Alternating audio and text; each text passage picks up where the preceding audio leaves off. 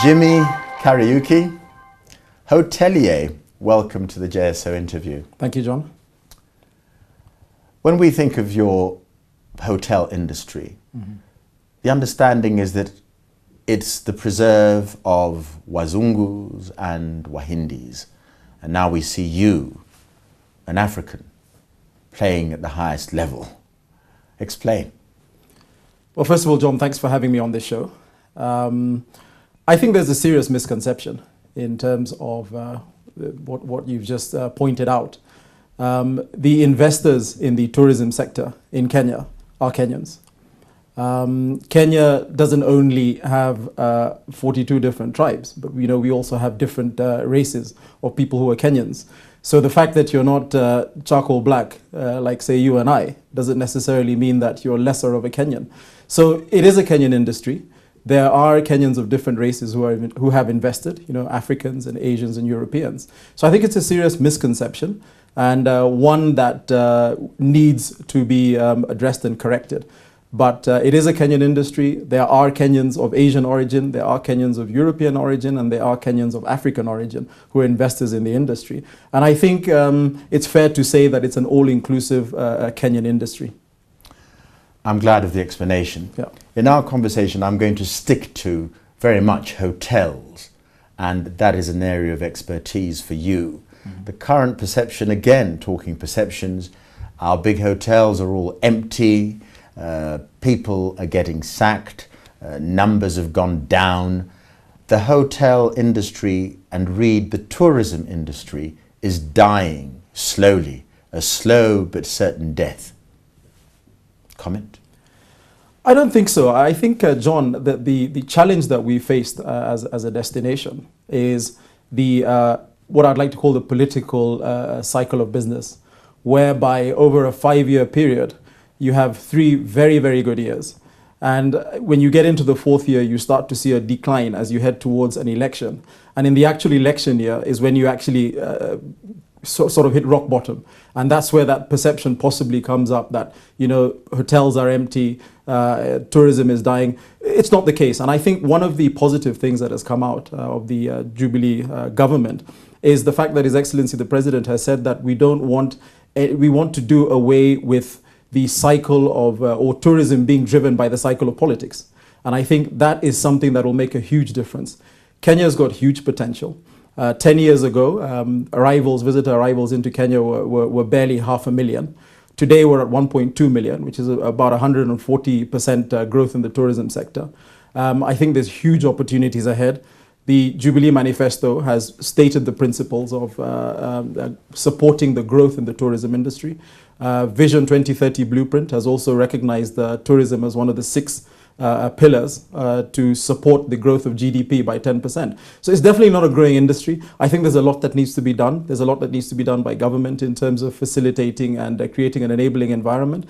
And there's a lot that can and will be done by the industry and the stakeholders themselves to definitely take the tourism sector to greater heights. But aren't we patting ourselves on the back for the wrong reason? In as much as the comparison to the tigers, Malaysia, and there's always this, so many years ago in the 60s, we were at the same level, but now if you look at it, Malaysia has 20 million. What is this phenomenon? We're obviously also Rands. We've lost the race, but here we are saying we've done a great deal by having 100,000 people extra. Well, I think, John, you've got to look at things from where we've come from and where we are. We've also got to address the things from now. We can't focus on the past. We need to look at the future. But I do wish to focus on the past. Well, what have we done? What have those people, what have they done, if I may be, sorry, what have they done that we haven't? Explain the Malaysian phenomenon vis-a-vis us. Yeah, I think one of the things that we need to recognize is that, yes, people talk about Malaysia and their 25 to 30 million tourist arrivals. People talk about Thailand with 20 million. I think let's just come back home to Africa. Let's talk about places like Morocco that get about 9 to 10 million. Egypt, despite the issues that they've had, they're still clocking 9 million, South Africa 8 million. I think it's important to recognize that in Asia, in Europe, and in the Americas, majority of those who travel to these destinations are coming from within that continent itself.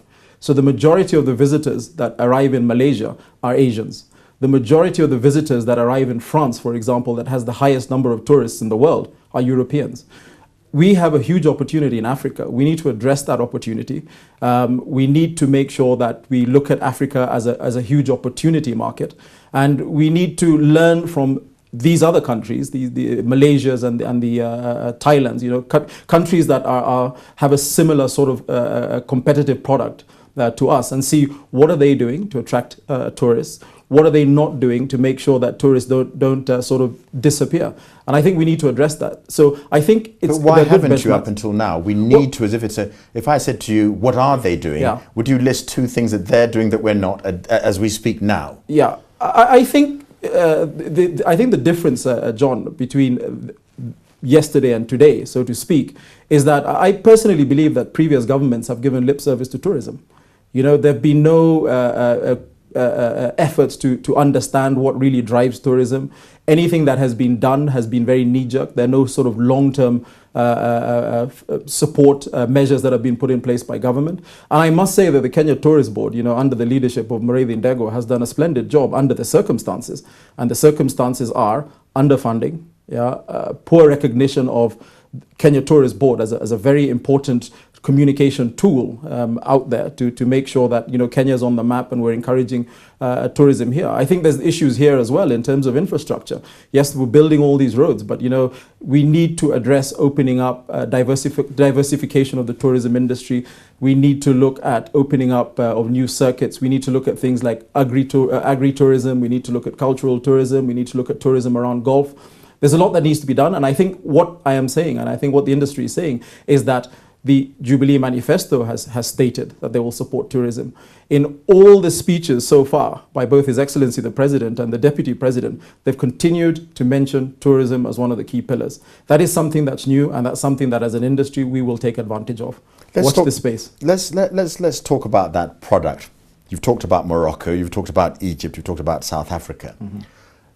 Greatest hotels in the world, world class. Well, now the key word is standards. Mm-hmm. Do we have hotels here in Kenya that are world class, for want of a better word? Well, I think world class is very subjective. We don't have a Savoy. We don't have a Ritz. We don't have a Dorchester. We don't have a Park Lane hotel. We don't have those. But I believe that the standards, the service delivery in Kenya is definitely world class. And I think that's what counts when it comes to visitors. They want quality service. They want genuine service, which Kenyan hospitality is genuine. And it is definitely not superior to hospitality standards in, for example, South Africa. I personally do not believe that South Africa has world-class hospitality standards. They've got the infrastructure, without a shadow of doubt. They've got the hotel brands. But in terms of the people delivery of service, which is very, very important in this industry, I believe that the Kenyan hospitality and the friendliness and all that's given by Kenyans is very genuine. Maybe I'll just go off rather at a tangent. Maybe the hospitality given by Kenyans to expatriates is world-class. But dare I say, as a native Kenyan, I would assume that this whole theory of the waiters are going to serve me last because we natives are unlikely to give a tip, and therefore we're ignored. Therefore, there's a sort of cutting off point there. Well, I think, John, that's another serious misconception, because if you look at a lot of hotels... I'm saying it's something that I've lived myself. So it's not a misconception. It's an experience. It's a reality. Well, I can't say that, it's completely... it doesn't exist. It may exist. It's human nature. It's human beings. Some human beings feel superior to others. Others feel inferior to others. It's just human nature. But I think overall, and I think the feedback that if you look at places like TripAdvisor and look at comments that are posted by Kenyans, the comments are very, very positive. Comments that are posted on our customer feedback systems, we hardly ever get comments of people feeling that they were treated differently from a different race because, that race is more likely to give them £100 as a tip, right, and this guy's going to give 10 shillings. So should we institute a culture where we, like the Americans, sort of calculate 10, 20% and give us bigger tip and therefore we'll be all treated differently? But then there are different income levels. Yeah. Somebody's coming in with paying in dollars. Somebody else is coming in with the salary. Yeah. So I'm looking at this idea where we're going off at a tangent here to address the domestic tourism as is. How do you perceive that? What should be tourism for the national, tourism for citizens? Well, first of all, John, again, going back to the issue of gratuities and tips, those are very, very personal. But within the hotel structure, in terms of whatever is paid to us, there is a 10% service charge that is actually distributed to all the staff within the hotel, all the service staff within the hotel. So you're saying that by rights, if you see service charge on your receipt, yes, you have no real moral obligation to pay extra. Is that what you're saying? You don't have a moral obligation, but people will tip if they feel that the service standards were exceptional. Right. Certain people won't tip. And it's not unique to Kenya. There are many destinations I've been to and there's a service charge, and I'll only tip if I feel the service was exceptional. If I feel it wasn't exceptional, then I don't tip over and above that. Right. So there is that amount of money that's generated from the customer already that is distributed amongst the staff. And you find that they're actually very fairly, their take home is actually very, very fair.